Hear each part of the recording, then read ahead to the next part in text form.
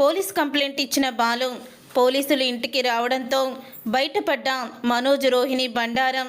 అసలు ఇదంతా ఎలా జరగబోతుందనేది ఈ వీడియోలో తెలుసుకుందాం. ప్రభావతి అనే మాటలకి ఇక అంటూ ఉంటుంది మీనా అయితే, ఏవండి మీ అమ్మ మన మీదే అనుమానం పడుతున్నారు, మనోజ్కి లెటర్లు మీరే రాస్తున్నారని అనుకుంటున్నారు. ఇక మనం ఎవరి గురించి ఆలోచించాల్సిన అవసరం లేదు, ముందు వెళ్ళి పోలీస్ కంప్లైంట్ ఇవ్వండి, అప్పుడే అన్నీ కూడా బయటికి వస్తాయి. మనం ఇలాగా మాటలు పడుతూ ఎన్ని రోజులని ఇలా ఉంటాము అని అంటూ ఉంటుంది మీనా. అవును మీనా, నువ్వు చెప్పింది కూడా కరెక్టే, ఇక మనము అస్సలు కూడా తగ్గకూడదు, నేను పోలీస్ స్టేషన్కి వెళ్ళి కంప్లైంట్ ఇస్తాను అని బాలు అయితే అంటూ ఉంటాడు. అప్పుడు ఇక బాలు అయితే ఇక పోలీస్ స్టేషన్కి అయితే వెళ్తాడు. వెళ్ళిన తర్వాత ఏంటి నీ సమస్య అని అంటూ ఉంటే, ఏం లేదు సార్, మా అన్నయ్య మనోజ్ వాడికి ఎవరో కొంతమంది లెటర్లు రాస్తున్నారు, బెదిరిస్తున్నారు, మీ ఆవిడ గుట్టు బయట పెడతాము, మీ ఆవిడ గురించి తెలిస్తే మీ అమ్మకి హార్ట్ అటాక్ వస్తుంది, నువ్వు ఆత్మహత్య చేసుకుంటావు అని మాట్లాడుతూ ఉన్నారు. మరి అలాగే ఎవరు రాస్తున్నారో తెలియడం లేదు, కానీ మా అన్నయ్య నా మీద అనుమానం పడుతున్నాడు, ఎవరో గుడిలో స్వామీజీ ఇదంతా కూడా చెప్పాడని అంటున్నాడు, కానీ నాకు అంత లెటర్ రాసే చదువు లేదు సార్, ఎవరి చేతో రాయించాల్సిన అవసరం కూడా నాకు లేదు అని అంటూ ఉంటాడు. ఇక బాలు అయితే, సరే మీ ఇంటి అడ్రస్ అవి ఇవ్వు, రేపు వచ్చి నేను ఎంక్వైరీ చేస్తాను అని ఇన్స్పెక్టర్ అయితే అంటూ ఉంటాడు. సార్ త్వరగా అసలు వాడెవడో మీరు కనిపెట్టి వాడెవడో నా ముందుకు తీసుకురావాలి అని అంటూ ఉంటాడు. ఇక ఆ మాట విని ఒక్కసారి ఇన్స్పెక్టర్ అయితే, నువ్వు ఆవేశపడుకో, వాడెవడో మేము కనిపెడతాము, ఎంక్వైరీకి వస్తామన్నాం కదా, వెళ్ళు అని ఇన్స్పెక్టర్ అయితే చెప్తూ ఉంటాడు. అప్పుడే ఇక బాలు అయితే ఇంటికి వస్తాడు. బాలు ఇంటికి వచ్చిన తర్వాత, ఏంటండి నేను చెప్పిన సంగతి ఏం చేశారు అని అడుగుతూ ఉంటుంది. అప్పుడే ఇక రోహిణి, ప్రభావతి ఇదేం చెప్పింది, వాడేం చేశాడు అని అనుకుంటూ ఉంటారు. అప్పుడే ఇక బాలు అయితే, కంప్లైంట్ ఇచ్చేశాను మీనా, రేపే వస్తారు పోలీసులు, అప్పుడు ఒక్కొక్కరి సంగతి తేలుస్తారు అని అంటూ ఉంటాడు బాలు. ఒక్కసారి రోహిణి, ప్రభావతి షాక్ అయిపోతూ, రే మేమేం చేశామనరా, పోలీస్ కంప్లైంట్ ఇవ్వడం ఏంటి అని అడుగుతూ ఉంటుంది ప్రభావతి. గుమ్మడికాయలు దొంగ అంటే భుజాలు తడుముకున్నారన్నట్టు నువ్వెందుకు అంత టెన్షన్ పడిపోతున్నావు, నేను నీ మీద పోలీస్ కేసు పెట్టాననుకుంటున్నావా అని అంటూ ఉంటే, అప్పుడే ఇక మీనా అయితే, అదేంటండి అత్తయ్య మీదే కదా పోలీస్ కేసు పెట్టింది, గృహహింస చట్టం కింద అని అంటూ ఉంటుంది మీనా. ఒక్కసారి ప్రభావతి, రోహిణి షాక్ అయిపోతూ, గృహహింస చట్టం కిందనా, ఏంటి మీనా ఇదంతా, ఏదో అత్తయ్య మామూలుగా ఏదో 2 మాటలంటే నువ్వు గృహహింస చట్టం కింద కేసు పెడతావా అని అంటూ ఉంటుంది రోహిణి. అదే ఆ మాటలు నిన్నంటే నువ్వు ఊరుకుంటావా, నువ్వు కోటీశ్వరాలు కాబట్టి నిన్ను అత్తయ్య ఏమనడం లేదు, నేను పేదింటి నుంచి వచ్చాను కాబట్టి నన్ను రోజుకొకసారి ఏది అనకపోతే ఆవిడకి అసలు కూడా పొద్దుపోదు అని అంటూ ఉంటుంది మీనా. అప్పుడే ప్రభావతి అయితే, మీనా ఏంటమ్మా ఇదంతా అని అంటూ ప్రభావతి ఇక భయపడిపోతూ ఉంటుంది. గృహహింస చట్టం కింద అంటే మొత్తం నిన్ను ఎవరు ఇబ్బంది పెట్టారో వాళ్ళందరినీ పోలీస్ స్టేషన్లో పెట్టేస్తారంట అని బాలు అయితే అంటూ ఉంటాడు. ఇంతలో సత్యం అయితే వచ్చి, ఏంట్రా పోలీస్ స్టేషను కేసులు అంటున్నారేంటి అని అంటూ ఉంటాడు.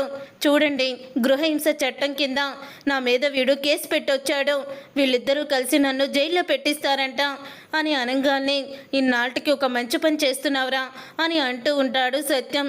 అంటే మీరు కూడా నన్ను జైలుకి వెళ్తే బాగుంటాను అనుకుంటున్నారా అని అనగానే, ప్రతిరోజు మీనాని పేదింటి నుంచి వచ్చిందని ఎంత చులకనగా చూస్తున్నావో, ఎన్ని రోజులని నీ మాటలు భరిస్తుంది, ఇక ఓపిక సహించేసింది, అందుకనే ఇలా పోలీస్ కేసు పెట్టింది అని అంటూ ఉంటాడు సత్యం.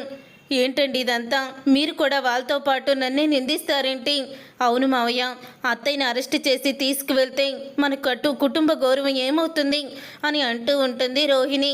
మరి మీనాని నానా హింసలు పెట్టేటప్పుడు నీకు అనిపించలేదమ్మా ఇదంతా అని అంటూ ఉంటాడు సత్యం. వాడేమి దీని మీద కేసు ఏమి పెట్టడం, నాకు వీళ్ళిద్దరి గురించి తెలీదా ఏంటి, రే పోలీస్ స్టేషన్కి ఎందుకు వెళ్ళావురా అని అంటూ ఉంటే, ఏం లేదు నాన్న, ఆ మనోజ్ గాడికి లెటర్లు రాస్తున్నాడు కదా, అతని మీద కంప్లైంట్ ఇచ్చాను, లేకపోతే ఆ లెటర్లు నేనే రాశానని చెప్పింది కదా అమ్మ, ప్రతిరోజు ఈవిడ తిట్లు తినలేకపోతున్నాము, అందుకే పోలీస్ కంప్లైంట్ ఇచ్చాను, పోలీసులు వస్తున్నారు అని అంటూ ఉంటాడు బాలు. ఒకేసారి రోహిణి షాక్ అయిపోతూ పోలీస్ కంప్లైంట్ ఇచ్చావా అని స్టన్ అయిపోతూ ఉంటుంది. నువ్వేంటి అలాగ భయపడిపోతున్నావు అని అంటూ ఉంటాడు బాలు. భయమా?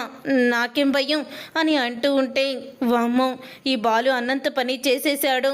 ఇప్పుడు పోలీస్ ఎంక్వైరీలో ఆ దినేష్ గారు దొరికిపోతే అప్పుడు నా గురించి కూడా బయటపడిపోతుంది అని భయపడిపోతూ ఉంటుంది రోహిణి.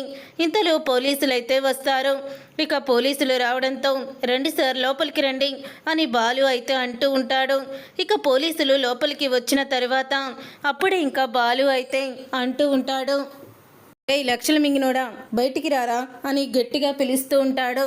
అప్పుడు ఇక బయటికైతే వస్తూ ఉంటాడు మనోజ్. అయితే మనోజ్ని రోహిణిని చూసి, మీరా అసలు మిమ్మల్ని కూడా బ్లాక్మెయిల్ చేసేవాళ్ళు ఉన్నారా అని అడుగుతూ ఉంటాడు.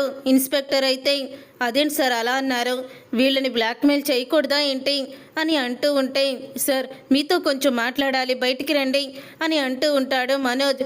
మాట్లాడేది ఇక్కడే మాట్లాడాలి బయట కాదు అని అంటూ ఉంటాడు బాలు. అప్పుడే మనోజ్ అయితే, నీకెందుకురా మీరు రండి సార్ అని అంటూ మనోజ్ చెప్తూ ఉంటే, సార్ మీరు ఇక్కడే ఉండండి, మీరు వాళ్ళ గురించి ఏదో చెప్పాలనుకున్నారు చెప్పండి అని బాలు అయితే అడుగుతూ ఉంటాడు.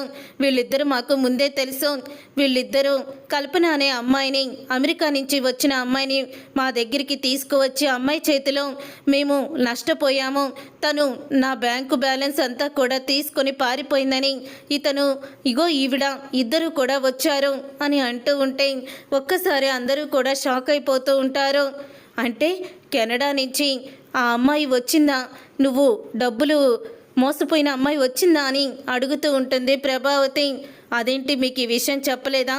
ఏంటమ్మా ఆ రోజు మా మావయ్య గారు కష్టపడి రూపాయి కూడబెట్టి రిటైర్మెంట్ డబ్బులు అన్నీ కూడా ఈయనకి ఇస్తే ఈయన దగ్గరుండి ఈవిడ కొట్టేసి కెనడాలో కంపెనీ పెట్టింది. మా డబ్బులు వడ్డీతో సహా ఇవ్వాలి లేకపోతే కోర్టుకు వెళ్తామని ఆ రోజు అంతలా చెప్పావు. మరి డబ్బులు వచ్చిన విషయం మీ మావయ్య గారికి అత్తయ్య గారికి కూడా చెప్పలేదా అని ఇన్స్పెక్టర్ అంటూ ఉంటే, ఏంటి సార్ మీరు చెప్పేది?